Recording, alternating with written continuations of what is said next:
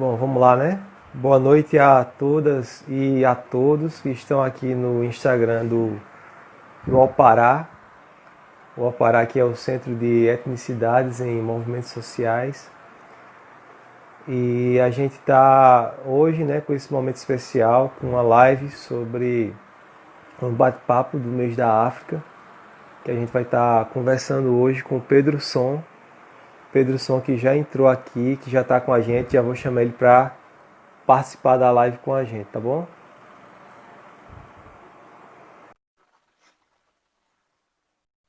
Aguardando o Pedro conectar com a gente para a gente começar o bate-papo aqui, a live. Mês da África, certo? O Pedro está sendo conectado, ele chegando aí. Pedro, meu amigo, Boa noite, Dorisvan. Tudo bem? tudo em Mandar um paz? Tudo abraço em para paz? todos. Vamos só ver aqui, não sei como é que você está me vendo aí, estou lhe vendo perfeitamente bem, né? Ótimo. Também estou te vendo E bem, só baixar um pouquinho, está pegando um pouquinho o teto. Só baixar a sua o câmera um teto, pouquinho. né? Deixe-me ver aqui como eu faço, porque Aí, tá, melhorou um pouco. Aí, agora ficou ideal. peraí, é porque tá dando aqui ainda tá. Deixa eu ver se tem algo aqui para me deixar um pouco mais, Ok. né? Pelo menos aqui está dando para Que a gente bacana, conversar. Pedro. Muito bom, É, Pedro.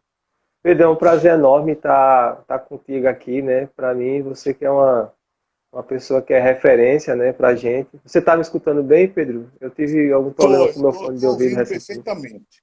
Eu estou ouvindo Excelente. perfeitamente. Bom, É, primeiro, né, o pessoal que está chegando aqui, vamos esperar, né? Nossas amigas do Apará já estão aqui, a Jéssica, a Camila. Boa noite, Jéssica. Boa noite, Camila.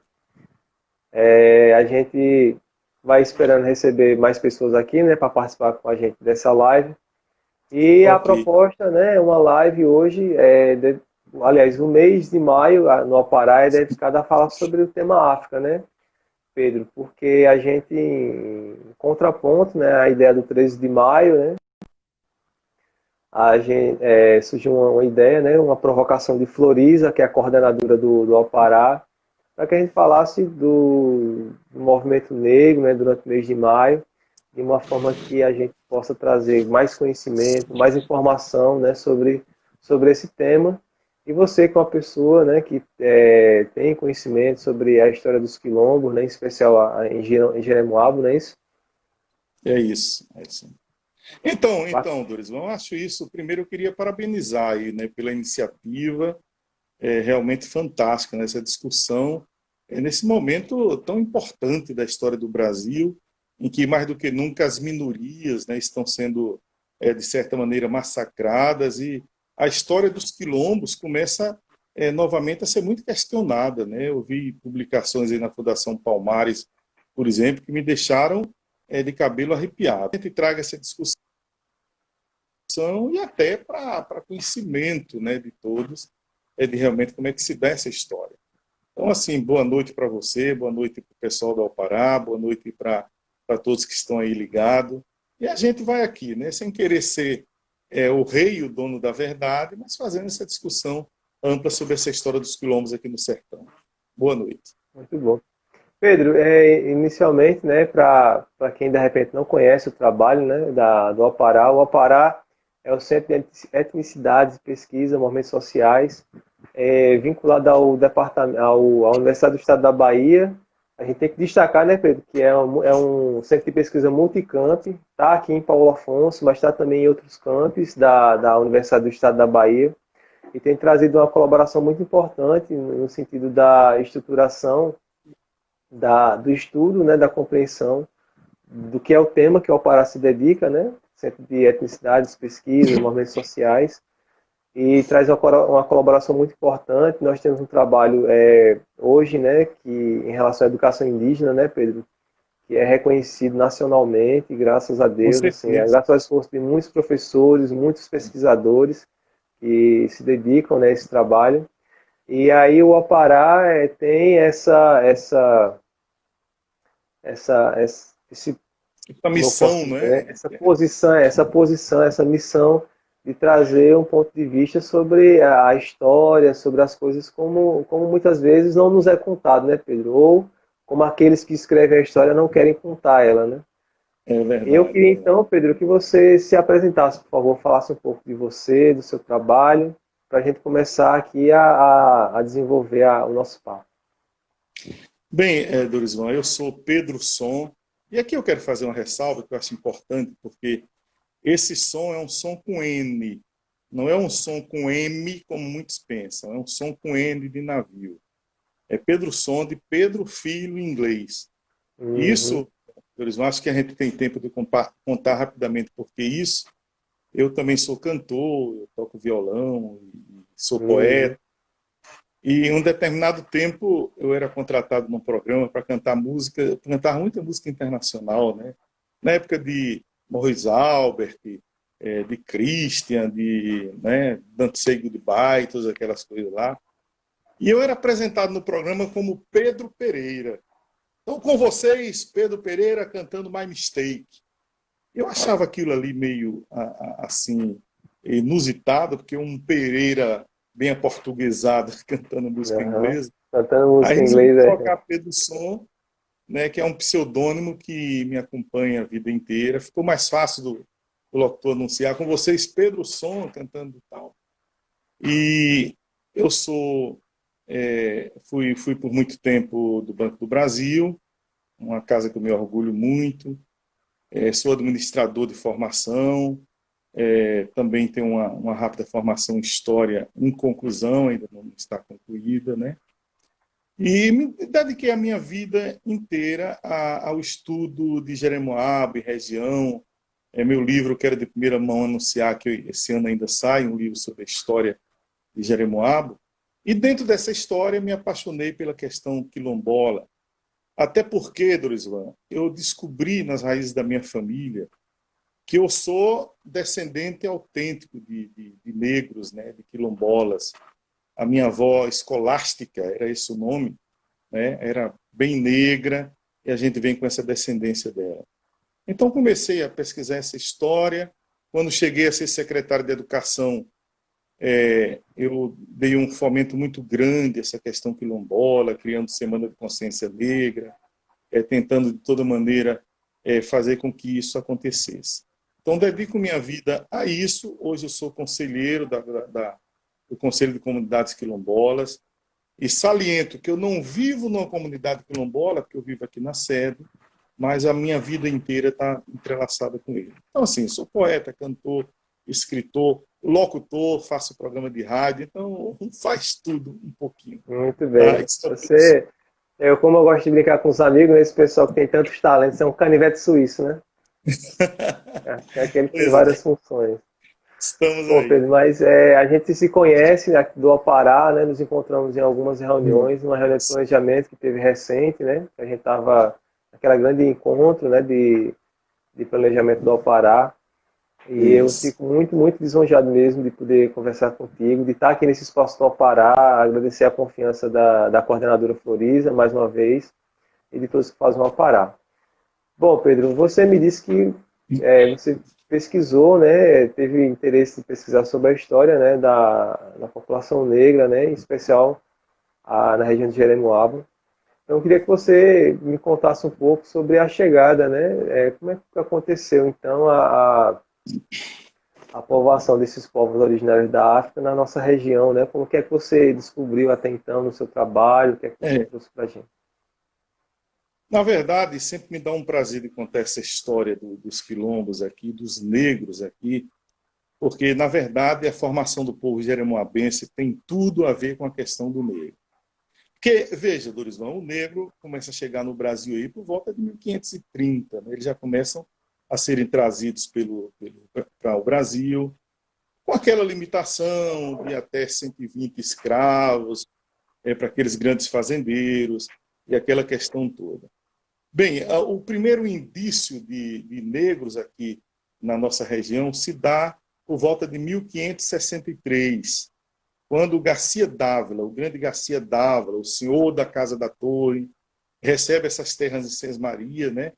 Começa a conduzir essa terra e para explorar a terra, começa a trazer esses negros africanos de lá por volta de 1563.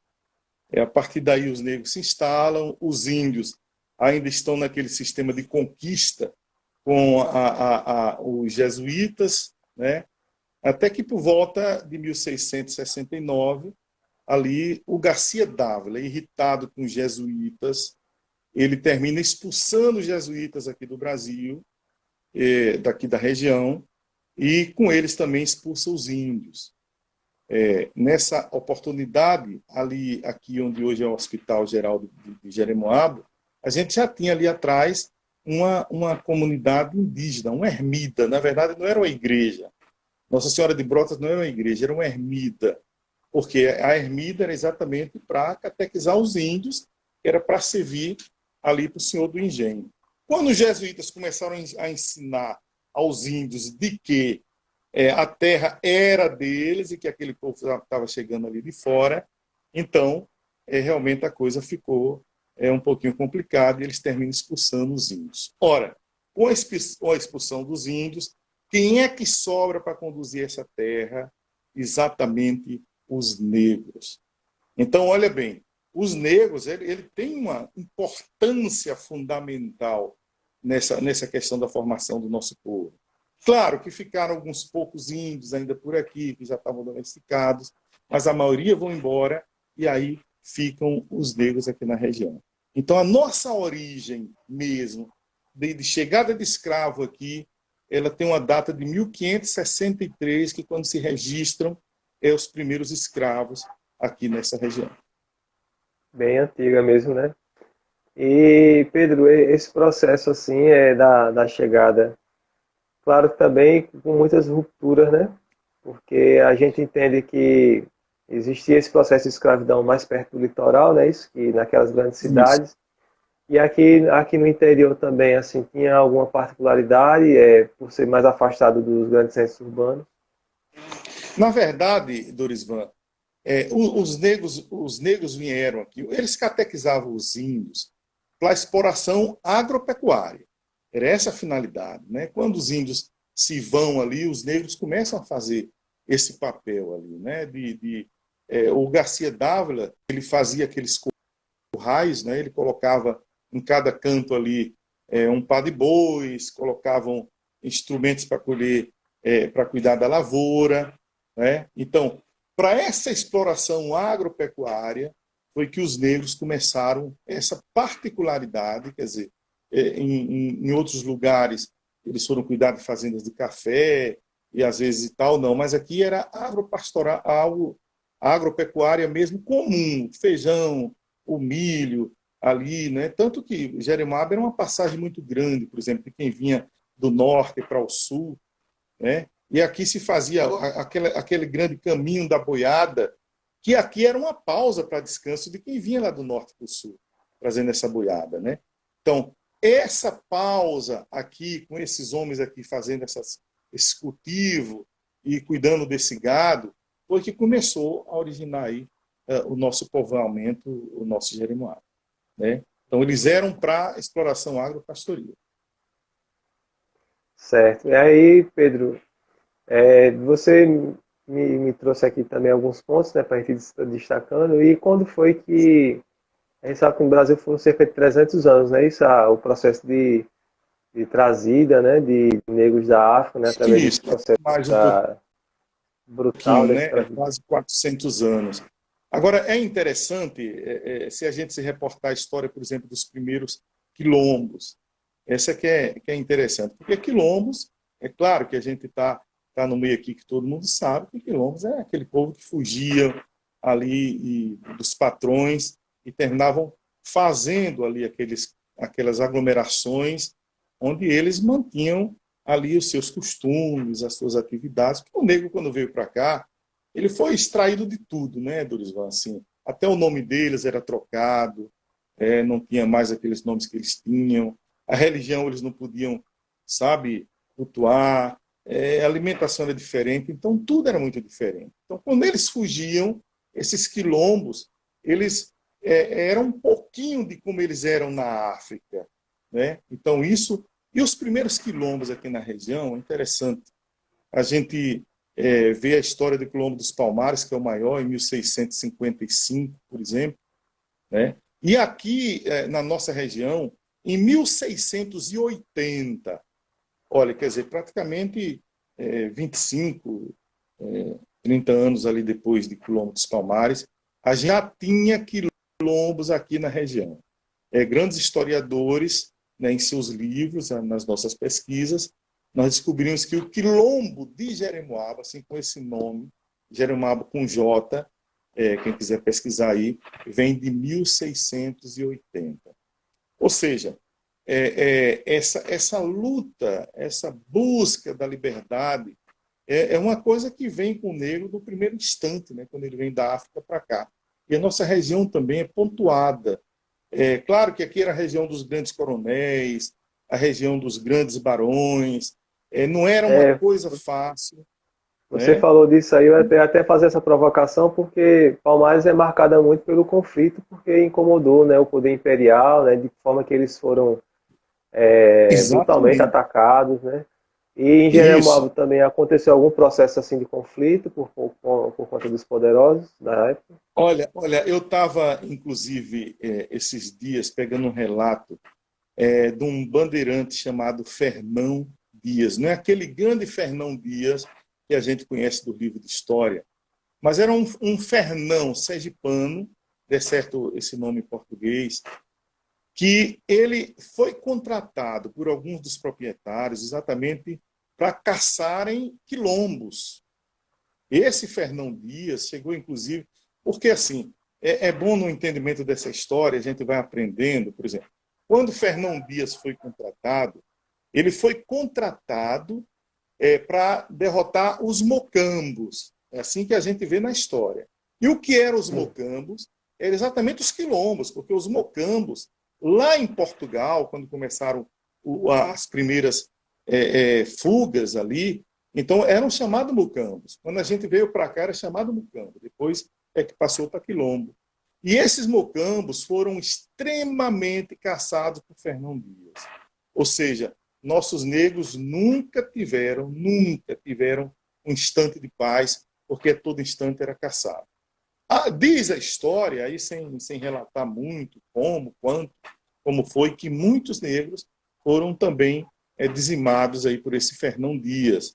Segundo, aí, a justificativa era que os negros estavam interrompendo a passagem das boiadas e contrataram esse Fernão Dias para desobstruir, né, essas estradas e tal. Mas dinheiro mesmo foi para matar, caçar os mucambos. Então, nossa história dos quilombos, ela também, né, vem de muito, mas muito tempo, essa luta nossa aqui da Também região. marcada por essa luta também, então, né?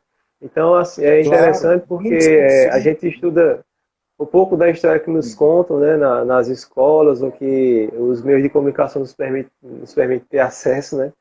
É muito resumido, porque assim a história da resistência negra no Brasil ela é extremamente rica, né? Então a gente tem aqui no Nordeste, traz agora o relato, né, de Jeremoabo, né, do quilombo de Jeremoabo, tem os Palmares que a gente conhece, temos Pois é. notificações na E região pesquisas sudeste também. na Bahia também, Quilombo do Rio, no Recôncavo.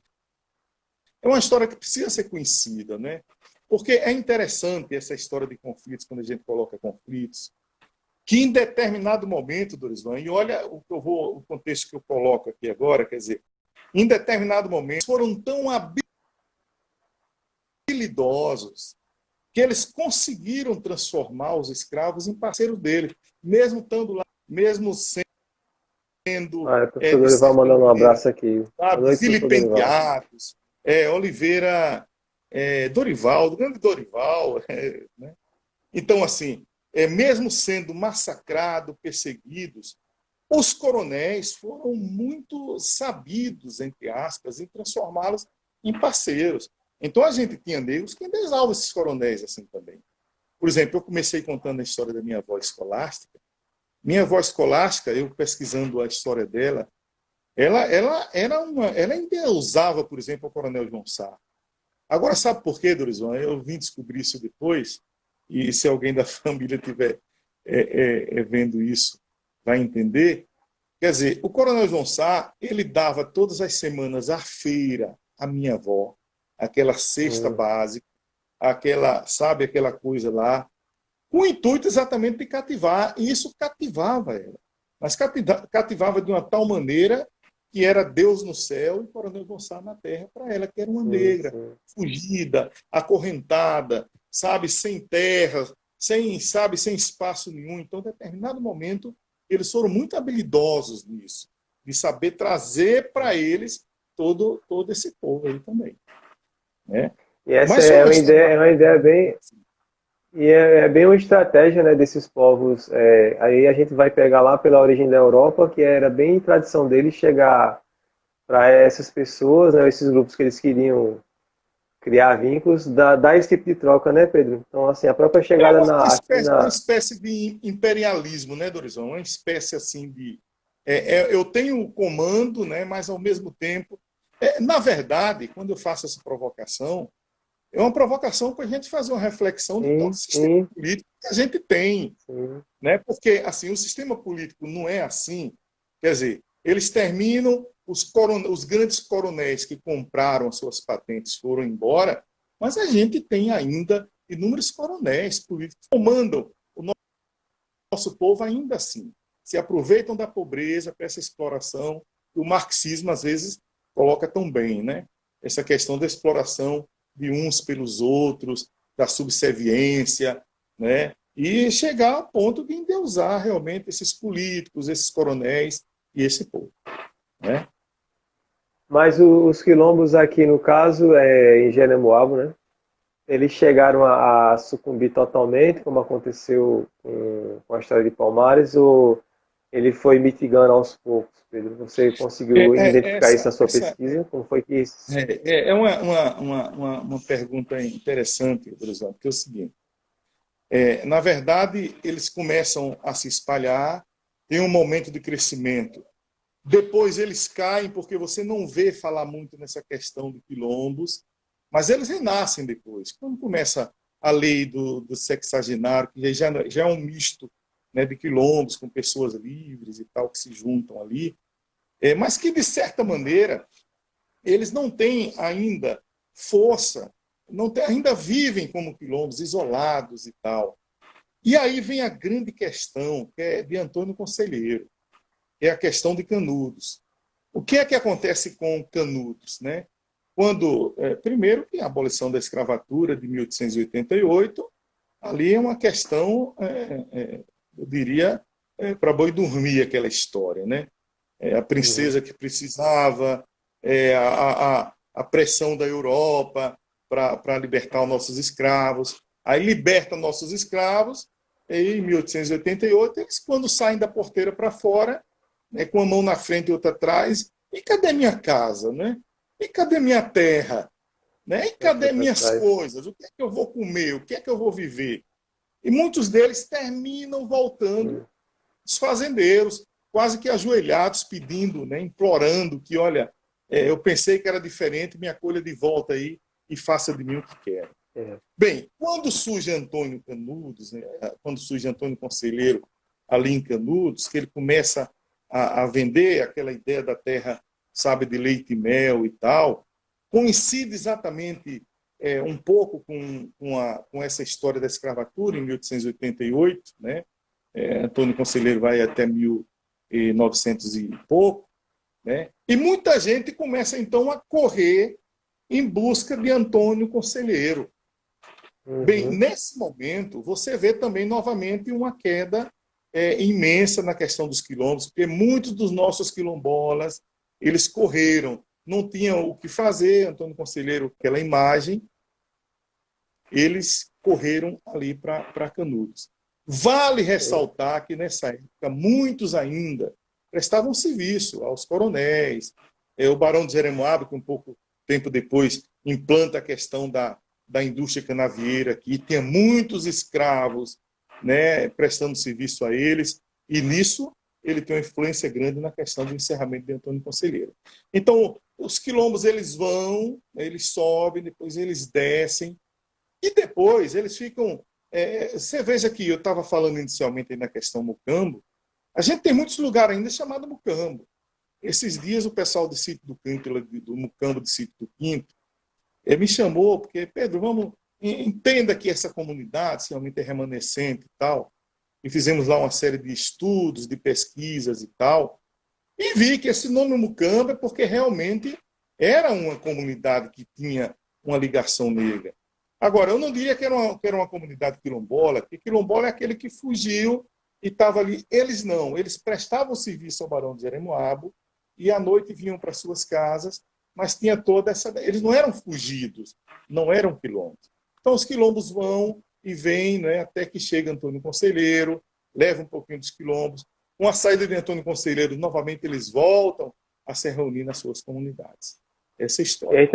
E é interessante como você coloca, porque Conselheiro, na época, tinha aquela ideia messiânica de uma comunidade, então ele praticamente tinha superado um pouco aquela ideia de divisão, né, que existia entre... A Ele juntou, primeira. né, o sertanejo pobre, né, do sertão para construir esse lugar novo. Isso, isso. E a primeira, e uma das coisas que ele pregava a liberdade, a justiça, a igualdade. Ele dizia, olha, aqui é uma terra que é de todos. Quer dizer, o sonho negro, cara, de ter sua terra, de ver tanta terra cercada por tanto latifundiários, e você não ter um palmo de terra, você sair de... Nós ajudamos a construir essa terra. Em 1888, sair sem absolutamente nada, né? Isso realmente fazia com que Antônio Conselheiro levasse muita gente para lá, nessa perspectiva de liberdade, de igualdade, de ter meu lugar, de ter minha terra, né? Era isso. Eu vi que você trouxe aqui também para a gente, como ponto para discutir, a questão do Padre Januário, né? Isso? Que ele fez um primeiro relato sobre a quantidade de negros, Porque sobre a aí eu população, né? continuo. Aí, Dorizão, eu continuo a contar um pouquinho a história de formação do nosso povo, e eu pego de 1669, quando nossos índios eles são expulsos, e aí ficam os negros, alguns poucos índios, né? Os índios daqui foram, por exemplo, para Rodelas, né, desceram ali para Banzaê. O Felipe Tuchá está aí nos assistindo, essa história indígena, eles têm essa questão muito, muito mais. Mas aí ficam os negros aqui, né? E é interessante, tanto é interessante que, veja, em 1757, o Padre Januário faz um documento que eu considero assim o documento mais importante da época mais colonial do Brasil para a nossa cidade, para Jeremoabo. Que até então você não tinha registros escritos. E os padres eram obrigados a fazerem registros, por ordem da corte, por ordem da igreja, que era também poder naquela época. Em 1757, ele faz uma carta, e eu digo que é o documento mais importante porque ele não só retrata a população, mas ele mostra como eram os nossos acidentes geográficos, ele fala de geografia, sabe? Ele fala dos rios que a gente tinha, das montanhas que a gente tinha. É um documento, rapaz, deverasmente importante. Ele, inclusive, vai estar na íntegra em meu livro, são mais de 10 páginas, mas é uma coisa que a gente não poderia deixar de colocar. E ele coloca uma coisa interessante quanto à população. Ele primeiro diz, olha, Jeremoabo, e aí eu estou falando meramente da sede, Jeremoabo sede, né, aqui, não é Jeremoabo município, porque Jeremoabo, Dorisvan e o que me assistem, é sem dúvida nenhuma o mais importante município como cidade-mãe do Nordeste da Bahia. Foi Isso é daqui que verdade. nasceram praticamente todas as cidades, né? Praticamente todas as cidades. E é Jeremoabo, uma coisa que eu tinha observado na história que boa pois parte do é. território aqui da nossa região, embora hoje a gente tenha um pouco Paulo Afonso como referência, né?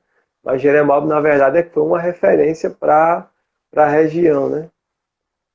Jeremoabo, Euclides da Cunha era aqui, Monte Santo era aqui, A Cunha. Paripiranga era aqui, Cícero Dantas, tudo isso era paróquia de Jeremoabo. Então, eu estou falando meramente da sede, eu não estou falando dessas outras, desses outros locais. E ele dizia, olha, a sede de Jeremoabo tem 32 casas, em 1757. 32 casas. Apenas uma, inclusive, ele colocava como era uma casa de tijolo, assim, as outras não, deviam ser casas de palha e tal. Mas o detalhe interessante que ele trazia, ele dizia, olha, nós tínhamos 252 habitantes. Olha bem, aqui em Jeremoabo, na sede, em 1757, nós temos 252 habitantes. Agora veja o que ele diz. Ele diz, 247 eram negros e apenas 5 brancos. 247 negros e apenas 5 brancos. Se você coloca isso no Pedro, extremo... desculpa, só repete novamente porque o teu áudio cortou um pouco. não, 52 O número que você falou, o número que cortou um pouco aqui. 247 negros e 5 brancos. Então, ou seja, nossa população era eminentemente negro. Agora uma reflexão, Dorisvan. Eu não precisaria nem responder, quem está me ouvindo sabe. Quem eram esses 5 brancos? Eram 247 negros e 5 brancos. Os brancos eram os patrões, eram os donos da terra. Quer dizer, os negros eram tudo aquilo que serviam a eles. O que eu quero mostrar com isso? Eu quero mostrar que Jeremoabo era eminentemente uma terra que os negros foi quem construíram, cara. Aqui nós tínhamos negros, não tinha, os índios eles não apontavam, os brancos eles não apontavam, era uma população negra. Então eu considero essa carta do Padre Januário nesse ponto aí muito importante. E a reflexão que eu trago para os dias de hoje é, por demais, interessante ainda mais. Ora, Dorisvan, se nessa época a gente tinha tantos negros e brancos, por que é que no censo, por exemplo, o último censo que nós tivemos, aí dizia que Jeremoabo tinha 37.680 habitantes. 37 mil habitantes. Né? Aí coloca assim, quantos eram negros e quantos eram brancos? Sabe quanto eram negros? De 37 mil, 5 mil e pouco disseram nós somos negros. Tiveram essa coragem. Esse é o censo que você fala agora, o censo recente. Eu estou falando atual, para você ver. Então, 37 mil, 5 mil e pouco disseram tal. Agora, sabe quanto disseram que era pardos? 27 mil pessoas disseram que era pardos. Quem eram os pardos, cara? Nós somos pardos porque nós somos negros, nós somos descendentes de negros. Graças a Deus que a lei reconhece hoje praticamente negros e pardos como se fossem descendentes de negros. Então, ou seja, nós abandonamos nossa história, porque foi assim, sabe? Contextualmente, socialmente, nos fizeram pensar que negro é uma coisa ruim, que negro, quando não faz na chegada, faz coisa errada na saída. E todo mundo tem medo, tem vergonha de dizer eu sou negro. Então, essa carta que o Padre Januário nos traz, ela mostra, ela atesta que quem bem-vindo. A nossa cidade foram os negros. Né? Por isso que coloquei como uma questão importante. E aí, Pedro, assim, você está levando a conversa assim, para falar sobre a questão negra, né? Essa questão do estereótipo, né, pesa muito nesse momento. Por exemplo, você falou aí, é muito difícil uma pessoa não quer, é difícil, né, ter aquela postura de ser negro, né, porque, como você disse, tem muito esse estereótipo, porque ser negro, porque tem uma origem, porque... Infelizmente, isso é uma coisa que pesa muito no Brasil, né? Você com certeza percebe isso, a gente vê, por exemplo, claro, os Estados Unidos que tem uma discussão também racial, embora também violenta, né? Mas no modelo deles lá, mas que a população negra se identifica muito e se defende muito melhor, né? Nesse sentido, eu acho que as comunidades negras, falo nos Estados Unidos porque a gente acompanha um pouco melhor, né, as discussões que eles provocam, mas você também sente isso também, Pedro, assim, muito essa coisa, muito a partir do estereótipo e não do que você tem de raiz, né, como outros lugares assumem? Na verdade, Doris, a gente falta, rapaz, muito ainda, sabe, para ter essa força de se reconhecer, sabe, como negro, como descendente de quilombos. Assim, aqui nós temos 12 comunidades reconhecidas, mas elas não são totalmente 100% reconhecidas. Há muita gente que ainda sabe, tem medo, tem vergonha. E aí eu paro para fazer um questionamento que é exatamente a partir da educação que essas comunidades estão recebendo, da falta de contextualização da história do negro. E que bom que eu estou numa comunidade acadêmica como a UNEB, que eu respeito demais, Obrigado, cara, adoro Gilcimar. essa UNEB. Inclusive, eu já disse em reuniões, eu disse, cara, a UNEB é quem pode nos dar a mão para a gente sair disso. Nós precisamos modificar a nossa educação quilombola. Jucimar Pereira, muito obrigado aí, ele está dando parabéns pelo diálogo aí, né? Reflexões importantes, muito obrigado. Então, é o seguinte, olha, sabe por quê? Porque a educação que nós temos hoje, ela não contextualiza o negro lá nos seus quilombos. Então, o que é que acontece? Minha comadre Lúcia Santana, prazer, está aí também, né? Então, assim, o que é que acontece? Nós temos uma educação nos quilombos que não fala da história de luta da comunidade, cara. Que não fala dessa história que eu estou passando para vocês. Eu tenho feito um esforço tremendo. Olha, na Semana da Consciência Negra, a gente leva esses debates para as comunidades, cara. Eu levo lá, eu falo, eu chamo o pessoal aqui para dizer como é isso. Eles levam coisa escrita para lá. Para a partir daí a gente tentar mudar essa realidade. Mudamos muito, cara. Tem muita gente hoje nos acompanhando, graças a Deus. Mas falta muito. Nós queremos, Dorizão, o que nós queremos é ter professores quilombolas nas comunidades quilombolas. Nós queremos estudar o negro lá da África, mas nós queremos também estudar o negro de Jeremoabo, o negro do sertão da Bahia, o negro da Bahia. Por que é que Casinhas, por que é que Baixa dos Quelés, por que é que Viração, por que é que Juazeiro dos Capotes, por que é que, sabe, essas comunidades quilombolas, elas se dizem quilombolas. Essas comunidades precisam discutir isso. Eu já vi tanta coisa. E o pior, Pedro, assim, que você faz essa reflexão e, infelizmente, você falou da Fundação Palmares, que teve até algumas, né, do Pelo governo amor de federal, né, Deus. que teve Pelo amor de Deus. alguns dirigentes que tiveram uma posição lá bem, É. que é um retrocesso, Essa, assim, que não dá nem para é, acreditar no que sai da boca, assim, de certas não pessoas dá, que cara. se dizem que estudam e lutam pela causa negra, e a gente fica decepcionado porque a gente tem um avanço, né? A história e cultura afro na escola é uma coisa que eu sinto que está engatinhando. Eu sou professor, né? Hoje não estou em sala de aula, mas eu sinto que é uma coisa que a gente precisa estruturar melhor, mas a gente não conseguiu estruturar. E a gente, claro, é uma provocação. É verdade que o Brasil vive um momento muito perigoso para a defesa dos povos tradicionais, né, das comunidades tradicionais, dos negros, dos quilombolas. E isso é um fato, a gente não vai fugir disso, o Apará não foge dessa discussão. E a gente vai realmente à luta contra isso. Aqui no estado da Bahia, né, Pedro, que é o estado dito, né, o estado mais negro do país, né, que tem uma comunidade negra muito grande, e a gente não consegue avançar em discussão de educação, né? Assim, você fez esse relato aí que é realmente muito bonito e eu acho muito legal essa geração que eu vejo desses meninos agora resgatando o Black Power, né? Cabelos encaracolados, né? Porque a gente está mudando um pouco as referências e eu acho isso maravilhoso e eu acho legal que eles façam isso, né? Que busquem formas de se expressar que sejam próprias delas ou deles, né?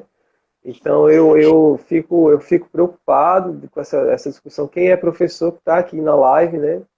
Eu dei aula em Jeremoabo, trabalhei lá na Coronel João de Sá, tive prazer de trabalhar aí por um ano. E Muita a gente lhe gente. conhece. Viu? Que bom. Eu tive foi uma passagem muito feliz aí, e quando eu começava a dar aula no nono ano, eu lembro que a gente tinha uma disciplina de história, e aí a gente começava a pincelar, né, esses dados que têm a ver com a história de Jeremoabo e a história da cultura afro, né? Mas ainda era uma coisa que a gente não tinha material didático para trabalhar, né? Então era uma coisa muito que se pescava aqui, pescava ali. Eu acho que o caminho é esse, Pedro. A provocação e o que você faz já é uma contribuição maravilhosa. Esse seu livro aí, vai vir com tudo, né? A situação de Bem, vulnerabilidade das comunidades, porque e aí quem trouxe aqui a provocação, né? Foi a Monique, né? ela está Mônica dizendo, Santana, né? sem contar na situação de vulnerabilidade. Claro, é isso, viu? E vem Mas aquilo assim, também, porque tem pessoas que querem, né, Pedro, que as pessoas não evoluam, né? Que elas continuem sendo naquela ô, meu posição, queridíssimo né? Zé O Zé Ivaldo, Ivaldo chegou deixa eu aqui, saudar Zé Ivaldo. Esse cara nem sabe que ele foi muita referência para mim, viu? Quando, na minha grande adolescência e Zé. juventude, ele na militância do PT ali, né? E chegou a ser prefeito de Paulo Afonso. Zé Ivaldo, muito prazer em vê-lo aí, viu? Mas assim, Dorisvan, então esse contexto, quer dizer, eu levo para as comunidades e trago também para as faculdades. Graças a Deus que a Faculdade de Ágias aqui em Jeremoabo, o curso de História, tem me convidado muito, cara, para esses bate-papos, que coisa boa, interessante, Que sabe? bom. A primeira coisa que eu chego nesse bate-papo com os alunos lá de História, primeiro levantamento, quem é de comunidade quilombolas aqui?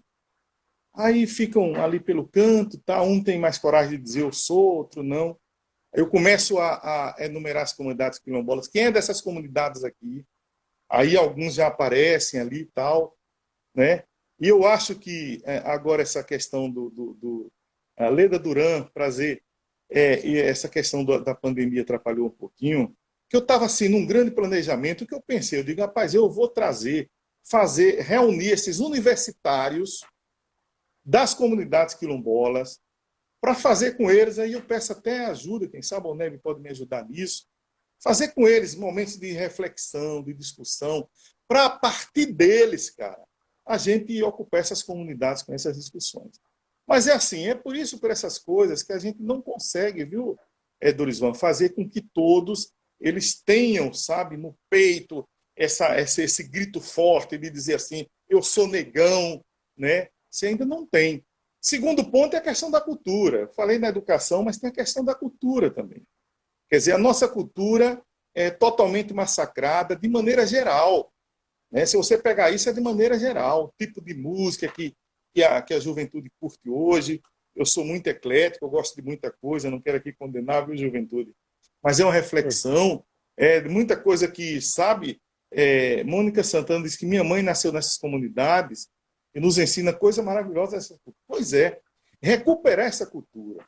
Tanto que nessa Semana da Consciência Negra, a gente guarda um momento para que as comunidades eles apresentem a sua cultura. E assim, está melhorando. E apenas uma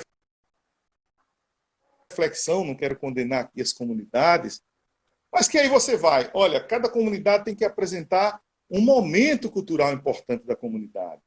Aí, às vezes, tem alguma comunidade, cara, que pega uma música que não tem nem leva. E a gente está ensinando para dizer, pai, vamos recuperar.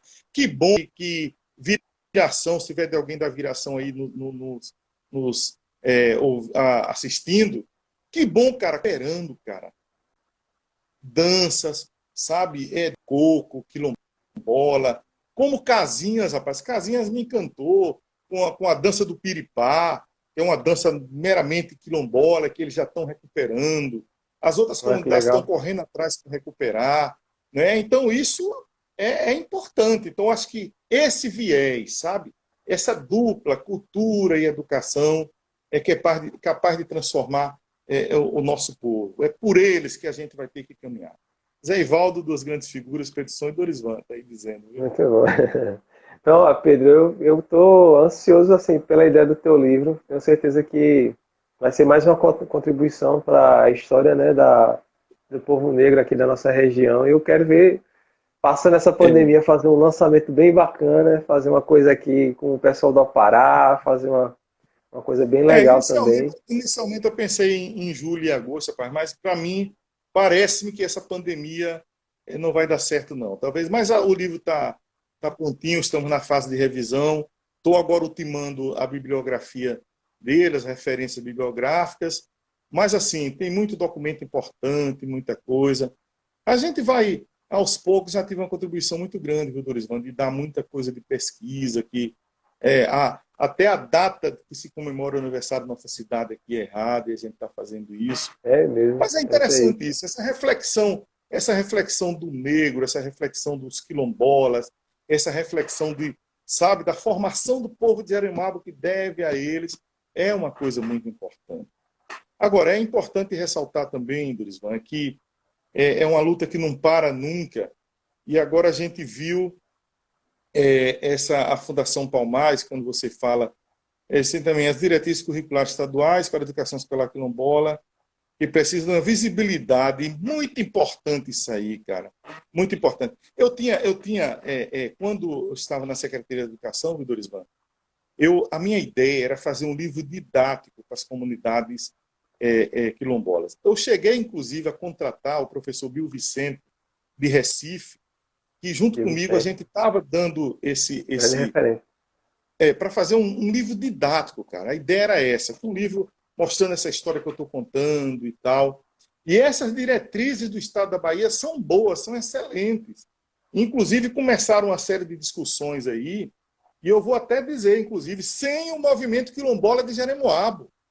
Aqui começaram um movimento a discutir essas diretrizes, esses currículos, sem o movimento quilombola, mas graças ao nosso queridíssimo Manuel Marcos, que era da secretaria e fazia parte, que a gente sabia de alguma coisa. Então é preciso discutir isso e colocar isso rapidamente em evidência. Agora, não vai colocar, sabe, Dorisvan, sem ouvir o povo quilombola. Por quê? Sabe por quê? Não adianta, você que não conhece essa história, você que não sabe disso, trazer de fora uma ideia pronta para preparar lá. Discuta com o povo quilombola. Hoje nós temos gente nos quilombos que é capaz de discutir isso tudo que eu estou falando com você de maneira, sabe, muito clara. Então, essa é a história do povo negro aqui. A gente precisa, sabe, chegar nas crianças, jovens. É porque está cortando um pouquinho, Pedro. Pedro. Oi. Consegue me ouvir cortando bem? Um pouquinho, né? Consegue me ouvir bem? Estou lhe ouvindo bem. Cortou um pouquinho a tua fala, mas tudo bem. Viu? Mas, pouco. Você fala sobre as diretrizes estaduais, a participação de Jeremoabo. Conseguiu se avançar, né? Você está sobre isso. Parece que está aqui, né? Eu estou lhe ouvindo bem, viu? Acho que é o meu aqui, né? Eu não sei, né? Às vezes dá uma oscilada, eu acho que é porque o horário geralmente é um horário que tem muitas lives, né? A gente está disputando então, aí com o sertanejo.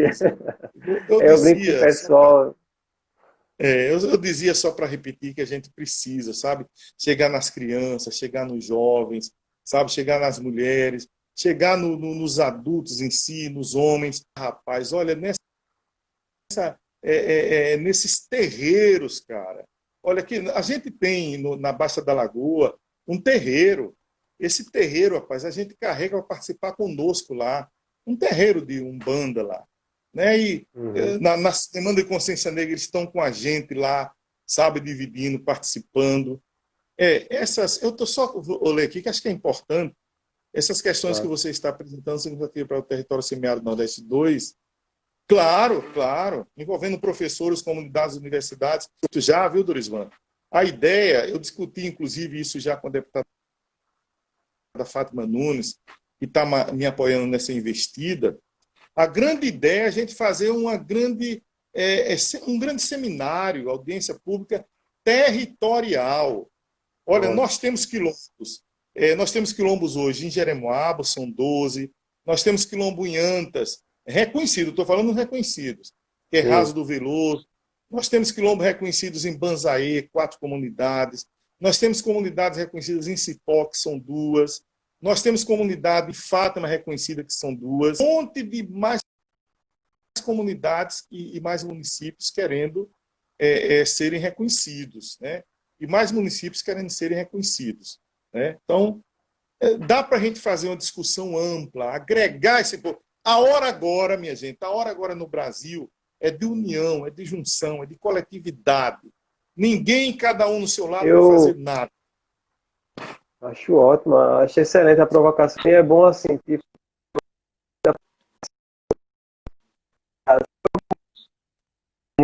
Floriza disse assim, por que esse 13 de maio, assim, disfarçado, forçado, assim, porque tem várias discussões o 13 de maio da Princesa Isabel, que não é bem o que todos nós sabemos, né? Não é nenhuma boazinha, nem humanitária, nem nada disso.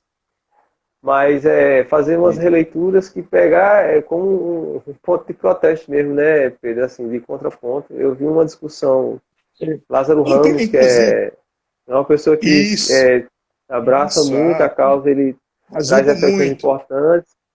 E eu vi na TV Brasil ele fazendo uma provocação no documentário, ele dizendo que a gente sempre faz a discussão do negro a partir do negativo, né? Assim, pega a história, né? É o Perfeito, bandido, é o perfeito, escravo. E quando a gente perfeito. consegue reconstruir não seriam novas, né? Mas é referências, né? Então, assim, se a gente pensar que esses que vieram para o Brasil como escravos eram reis e rainhas, né? Príncipes e princesas, né? Em suas comunidades, né?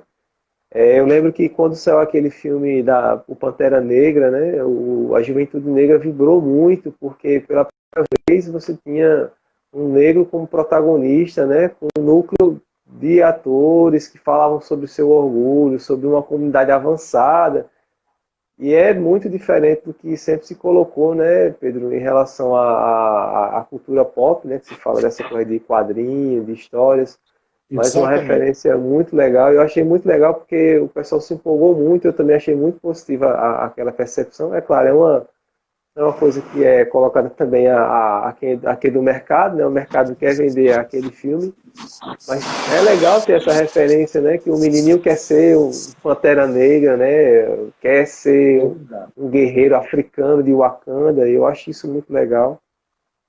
É. Eu queria É, é, falar só outra coisa aqui, mudando um pouco. Milton deixa Santos, eu que retomar, Dorivan. fala Dorivan, dele. deixa eu retomar uma coisa, que você fala de 1888, você falou no 13 de maio, É e a isso. gente sempre faz a Semana da Consciência Negra em novembro. A gente não faz celebrações em maio. Esse ano, eu levei uma provocação para o Conselho, e ela foi válida, de dizer, rapaz, vamos fazer também um movimento no dia 13 de maio. Procuramos o Padre Ramos, o pároco aqui, que nos apoia, deu o seu braço direito, deu sua força. A gente subir a Serra da Santa com os quadros como uma via sacra, aquela via sacra que a gente conhece na igreja, só que essa via sacra eram reflexões sobre os escravos, sobre negros, sobre o 13 de maio. Rapaz, com as comunidades quilombolas, estava pronto, mas essa pandemia nos tirou. O ano que vem, com É, certeza, a gente está por aí, viu? e é legal que a Então, gente mas está é aqui, né, isso. Pedro? Assim, esse espaço da internet também é um espaço de reinventar, né? Eu lembro que Dorival falou comigo logo cedo por telefone, ele dizendo, essa coisa das tecnologias, eu falei para ele um pouco assim, né, que é a forma que a gente tem, e que bom que hoje tem isso, né, de poder E, romper um rapaz, que pouco, né, maravilha. E ainda as, bem, Dorisman, ainda bem que eu vivi, viu, para isso, viu? Eu queria ver essa fase. Eu adoro essa questão de tecnologia. Estou adorando a experiência aqui. Tenho feito minhas lives no Facebook aí tocando violão. Que coisa boa, interagindo com todo mundo. Então é muito importante realmente, viu? E é uma discussão como essa, cara, a gente trazer riquíssima, né, de tantas contribuições suas também, o pessoal participando aqui. Que coisa boa, né? Adorei a experiência. que bom, Pedro. Pedro, aí a gente vai aproveitar o máximo aqui essa oportunidade para conversar mais um pouquinho. Eu acho que já está Pois acabando. A não, live no tô. Instagram dura só 1 hora. Eu não contei aqui o tempo, não sei como é que está agora, como estou vendo o relógio aqui agora, Eu mas, também eu não sei. Mas mas a vamos, gente, até mas vamos lá. você. Enquanto a conversa render, o pessoal está aqui com a gente. Tem muito pessoal que não abriu mão. Eu lembro que eu vi Milton Santos, que é um geógrafo, né, baiano, uma pessoa Grande estudioso. grande estudioso, né? E tem um livro dele que virou documentário também, que é O Mundo Globalizado Visto do Lado de Cá. Acho que é de 2001, ele morreu em 2002. E tem uma provocação lá que é feita no documentário, né? Que uma professora ela diz assim: se você observar, né, a maioria dos problemas da África não foram provocados pela própria África, né? São todos problemas causados por aqueles que chegaram à África para. Se você observar, boa parte da geopolítica africana virou bagunça por conta da influência dos europeus.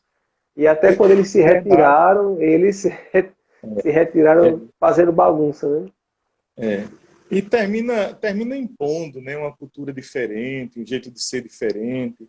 Isso tirou muito, né, essa autonomia de ser, essa coisa que a gente carrega em nós com orgulho, né? Às vezes tem muito essa influência imperialista desses americanos, desses ingleses, desse povo que nos chegam impondo novas regras, novos limites, novos costumes, e a gente vai se principalmente agora com essa tecnologia globalizada, né, Durisvan? Que elas são duas linhas, né? Uma faca de dois legumes, como dizia ali o Vicente Mateus, né? Quer dizer, que às vezes a tecnologia nos traz toda essa questão importante e também, ao mesmo tempo, nos possibilita sermos invadidos, né? Por isso, mais do que nunca, a grande máxima, né, da administração é você agir localmente, mesmo pensando globalmente, né? Então, a gente tem que pensar globalmente, mas temos que entender que o nosso mundo é esse, tá? Porque os nossos problemas são esses, que a gente é aqui que tem que encontrar a nossa solução.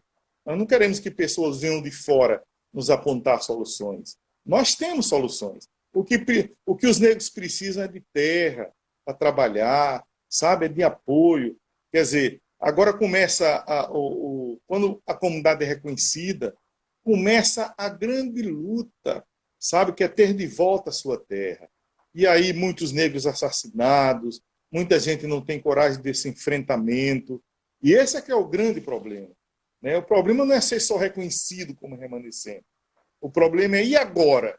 Somos reconhecidos, né? O que nós somos, o que queremos, né? E é interessante como muitas também já se aproveitam dessas comunidades, porque tem, graças ao governo Lula, que trouxe o programa Brasil Quilombola, e que trouxe tantos diferenciais aí para as comunidades quilombolas também, de certa maneira, muita gente quer se aproveitar disso para poder, sabe, trazer a comunidade quilombola para que minha comunidade tenha mais recurso, para que o meu município tenha uma justificativa de conseguir mais recursos. E essa luta que a gente tem que enfrentar, né? De peito aberto, não tem outra maneira. Ou a gente faz assim, é uma luta, Dorisvan, que é para quem vem para frente, né? O poeta dizia que, sabe, quem vem atrás nunca planta as flores, mas nunca colhe, né? Quem vem atrás planta as flores para que alguém na frente colha.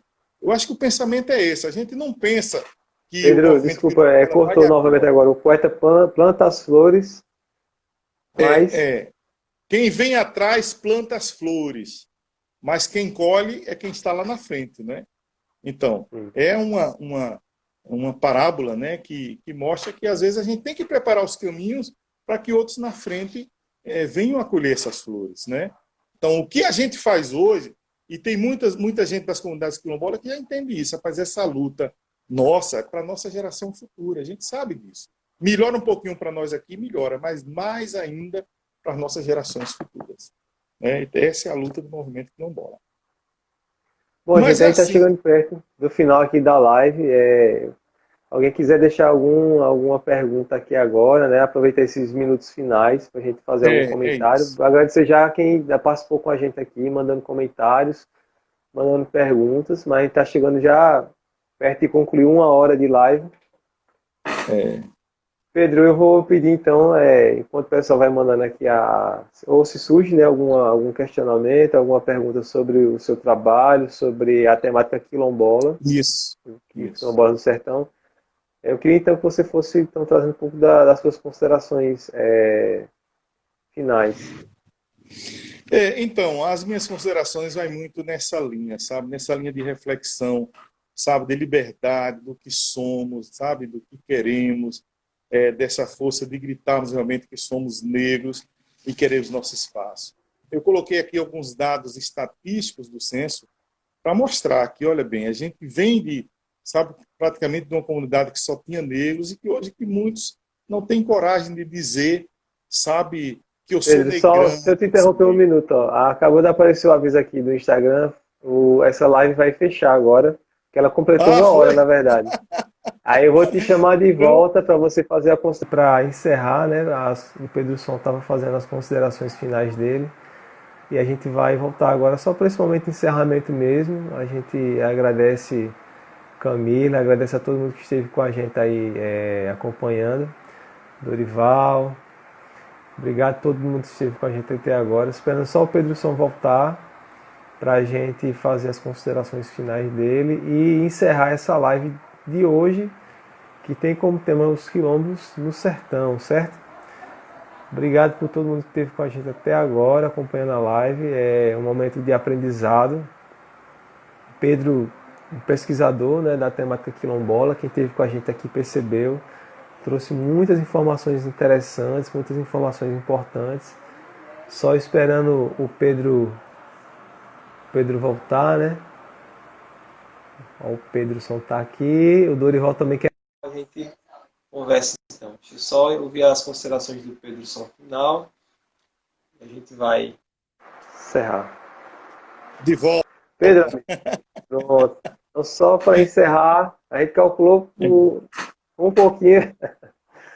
Amigo, então é isso. Final. É isso, Dorizão. Reflexões importantes que a gente comece realmente a fazer esse movimento de coletividade, né, de pensar, sabe, com carinho em todo esse movimento.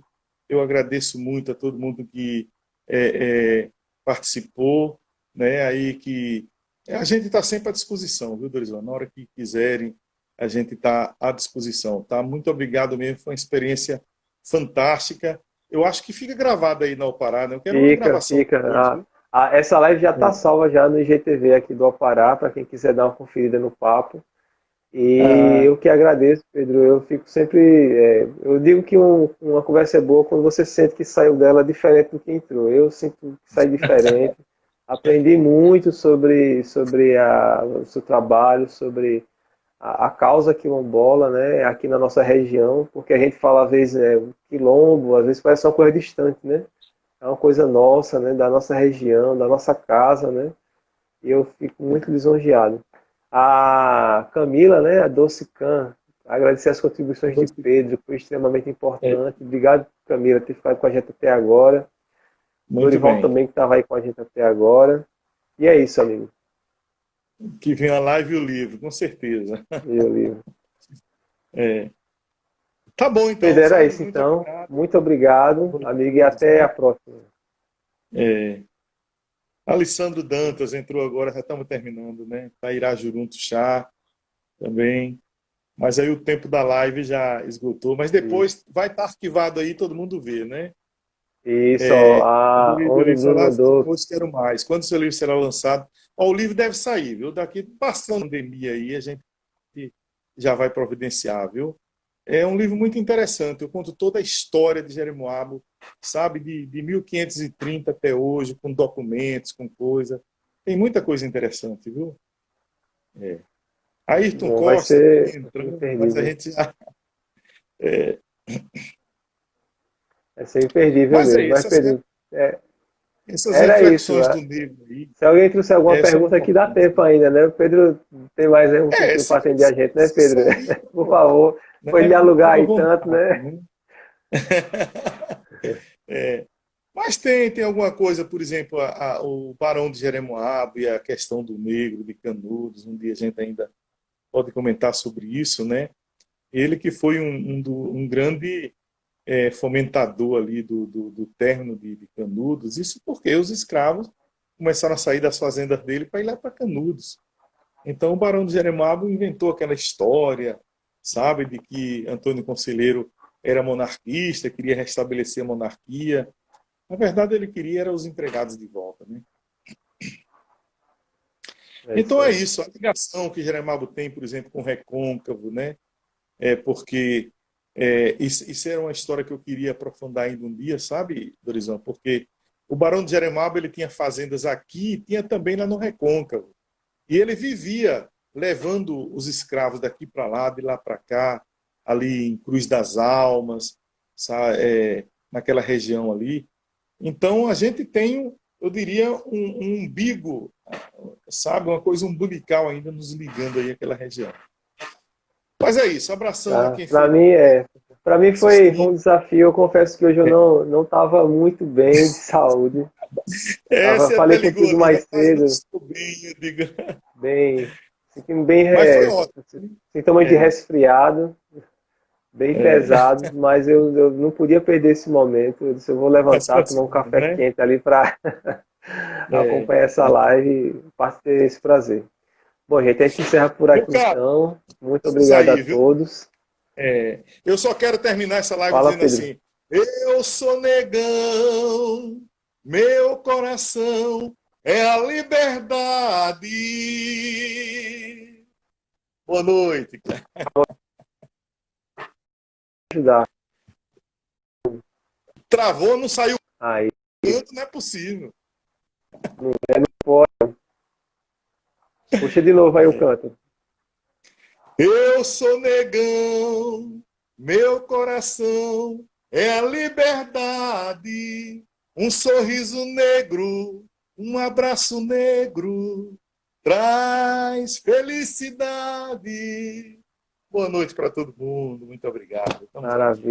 Maravilha, maravilha. Boa noite, valeu, gente. Até a próxima. O Alpará está sempre promovendo, né, durante essas semanas, outras lives. Espero que vocês acompanhem por aqui e contribuem com a gente, tá bom? Interessante. Não vou perder uma, viu? Tá, tchau, Amém. tchau, Camila. Valeu. Tchau. Tchau.